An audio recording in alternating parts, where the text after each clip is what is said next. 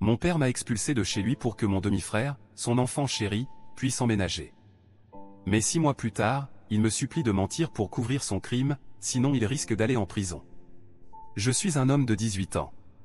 J'ai eu 18 ans il y a environ 4 mois, et mon père m'a mis à la porte il y a 6 mois parce que mon demi-frère Derek, 24 ans, a décidé qu'il allait revenir vivre ici. Il ne voulait pas louer un appartement comme tout le monde, il voulait vivre chez mon père.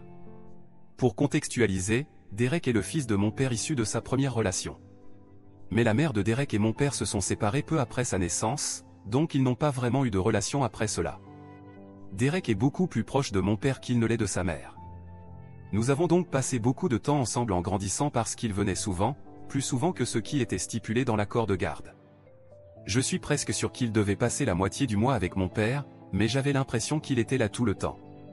Ou peut-être que c'est juste mon cerveau qui exagère, car je détestais passer du temps avec lui. Mais mon père nous forçait à être ensemble. Je sais aussi qu'il ne m'aimait pas beaucoup et me voyait comme une menace.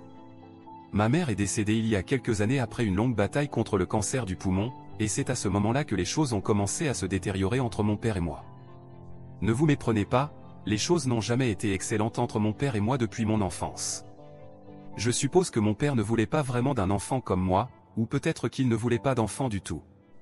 Quoi qu'il en soit, il m'a toujours traité bizarrement, et j'avais presque toujours l'impression qu'il ne voulait pas de moi. La plupart du temps, il était en colère contre moi pour la moindre chose et ne me montrait jamais d'affection. Même quand j'essayais de me rapprocher de lui, cela ne menait qu'à de la froideur. Mais avec Derek, c'était une toute autre histoire. Chaque fois que Derek était là, mon père devenait soudainement le meilleur père du monde et faisait tout ce que j'aurais aimé qu'il fasse avec moi. Il nous forçait à passer du temps ensemble, même si nous avions tous les deux clairement exprimé que nous ne nous aimions pas. Derek ne m'aimait pas parce que j'étais une menace pour lui, et je ne l'aimais pas parce qu'il me harcelait tout le temps quand j'étais enfant. Il faisait tout pour me provoquer et me bousculer juste parce qu'il le pouvait. Il savait qu'il pouvait s'en tirer, car mon père ne disait jamais rien contre lui. Quand je me plaignais à mon père du comportement brutal de Derek envers moi, il me disait de m'endurcir, car c'est comme ça que les garçons jouent, et il ne voulait pas que je devienne fragile. Pendant longtemps, j'ai pensé que c'était ce que mon père attendait de moi, alors j'ai fini par me taire et accepter la situation. Je ne ripostais jamais parce que je ne voulais pas mettre mon père en colère, et je savais que me battre avec Derek était une manière assurée de me faire gronder. Peu importait si Derek me causait des problèmes ou non, si je me battais avec lui, j'avais toujours tort. Mon père ne se souciait jamais de la véritable histoire, quoi qu'il arrive, j'étais toujours le méchant. Il était clair que mon père avait un favori, et ce n'était certainement pas moi. Il ne trouvait même pas étrange que Derek me maltraite alors que j'avais 6 ans de moins que lui. Au fil du temps, Derek a changé sa manière de m'intimider. Frapper ne suffisait plus. Quand il est entré au lycée, il a commencé à me harceler avec ses amis. Avant cela, l'école était mon refuge, car nous étions dans des bâtiments différents. Mais une fois que je suis entré au collège, nous étions dans le même établissement, et lui et ses amis se moquaient de moi tout le temps. Il répandait des rumeurs ridicules à mon sujet, disant que j'avais un retard mental. Tous les lycéens savaient que j'étais le petit frère idiot de Derek. Il m'insultait fréquemment, et cela a rendu les choses très difficiles pour moi. Au collège, on commence à se soucier de son image, et même mes amis de l'école primaire ne me parlaient plus parce que je n'étais pas assez cool. Ce n'est qu'après que Derek a obtenu son diplôme que j'ai enfin pu avoir l'école pour moi et exister en paix. J'avais quelques amis, mais la plupart des autres croyaient les rumeurs. J'étais tellement épuisé de toujours devoir me défendre. À la fin, je n'avais même plus la force de discuter. À la maison, les choses étaient tout aussi mauvaises qu'avant. Derek et mon père ne manquaient jamais une occasion de me rabaisser et de me faire sentir idiot. Et pourtant, je ne l'étais pas. J'avais des bonnes notes, surtout en sciences. Mais mon père et Derek ne s'en souciaient pas. Derek était un joueur de football et, en plus de cela, un bon élève. Vous pouvez imaginer à quel point les choses devaient être difficiles pour moi à la maison. Derek était tout ce que je n'étais pas, athlétique, intelligent et exactement le genre de fils que mon père voulait. Et moi, j'étais juste moyen. Il ne manquait jamais une occasion de me rappeler à quel point j'étais insignifiant. Ma mère essayait de me défendre, mais mon père était très persuasif et réussissait à la convaincre que tout cela n'était que des plaisanteries. Ma mère était gentille et aimait profondément mon père, donc elle ne voyait jamais son vrai visage. Elle faisait de son mieux pour me défendre, mais cela ne suffisait pas, et mon père, avec Derek, continuait à me harceler.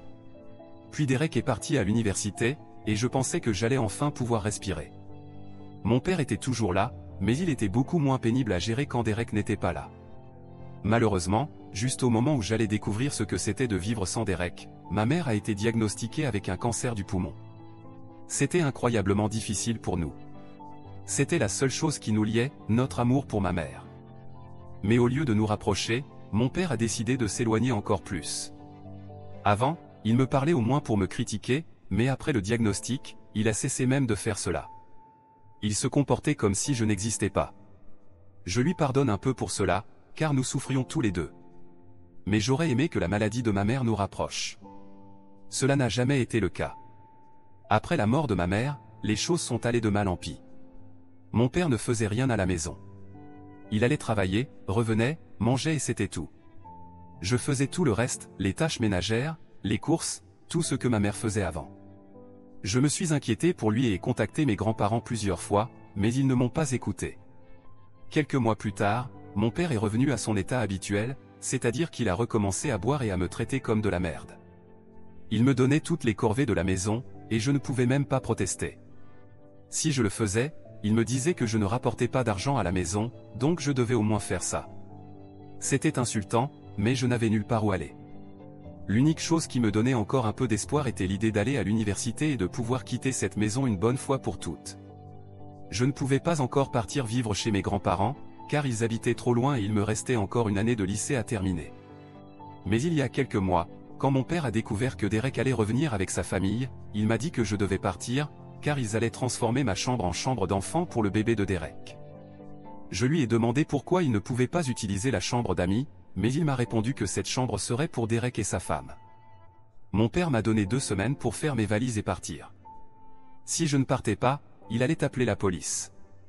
Je savais qu'il devait y avoir un recours légal, mais la panique m'a empêché d'y réfléchir. Je ne faisais pas confiance à mon père, et je savais qu'il serait capable de me mettre dehors sans préavis. J'ai donc décidé d'aller vivre chez mes grands-parents. Ils habitaient loin, ce qui compliquait la fin de mes études, mais je n'avais pas le choix. Il ne restait que quelques semaines de lycée, donc j'étais prêt à faire ce sacrifice. Je suis parti rapidement, car je ne voulais pas être là quand Derek reviendrait. Mon père ne s'est même pas soucié de dire au revoir. Quand j'ai déménagé, mes grands-parents sont venus me chercher, et ils étaient furieux. Ils voulaient s'en prendre à mon père, mais je leur ai dit de ne pas le faire. Cela ne valait pas la peine de provoquer un drame. 6 mois plus tard, je vis toujours chez mes grands-parents. Je n'ai pas parlé à mon père depuis qu'il m'a mis à la porte, et je n'avais aucune intention de le faire. J'allais bientôt commencer l'université, tout était prêt. Je n'avais aucune raison de reparler à mon père ou à Derek. Mais malheureusement, ils ont fini par me contacter. Ils sont venus me voir il y a quelques jours, ce qui m'a surpris. Mes grands-parents les ont laissés entrer, et j'ai décidé de les écouter, car ils semblaient désespérés. C'est alors que j'ai appris que Derek était revenu vivre ici parce qu'il avait perdu son emploi et qu'il ne pouvait plus payer son loyer. Sa femme voulait rester à la maison avec leur enfant, donc revenir chez mon père était la seule option. Il pensait que Derek trouverait facilement un nouvel emploi, mais ce ne fut pas le cas. Aucune entreprise locale n'embauchait à ce moment-là, et les compétences de Derek étaient très courantes. Mon père a réussi à lui trouver un emploi dans l'entreprise où il travaille, mais ni lui ni Derek n'étaient satisfaits de ce poste, car il était beaucoup moins payé que celui que Derek avait avant. Cependant, c'était tout ce qu'ils avaient. Le problème, c'est que Derek a commencé à voler de l'argent à l'entreprise. Il le faisait depuis plusieurs mois, et cela a finalement été découvert.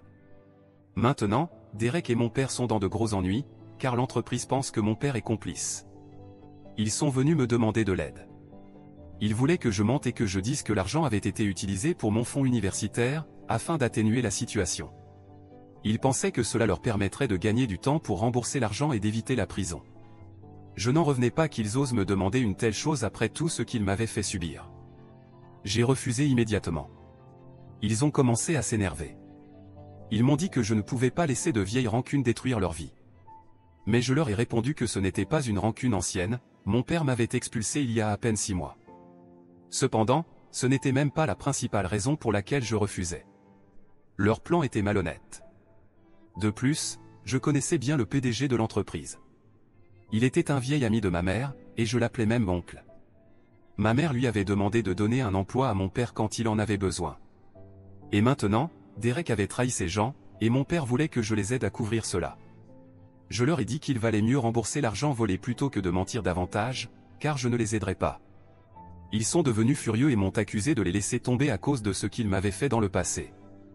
Ils sont partis en colère, et depuis, je n'arrête pas d'y penser. La culpabilité me ronge, car je ne peux pas m'empêcher d'imaginer qu'ils pourraient finir en prison. Mais en même temps, je ne veux pas être complice de quelque chose d'illégal, et ce serait une insulte à la mémoire de ma mère. Je suis vraiment partagé en ce moment. Le temps presse, et ils n'ont pas beaucoup de temps pour rembourser l'argent. Est-ce que je suis un monstre pour ne pas vouloir mentir pour les aider? Mise à jour 1. J'ai pris ma décision, et je vais m'y tenir. Je ne vais pas les aider. Leur plan est non seulement immoral, mais aussi illégal. S'ils veulent éviter la prison, ils devront se débrouiller seuls.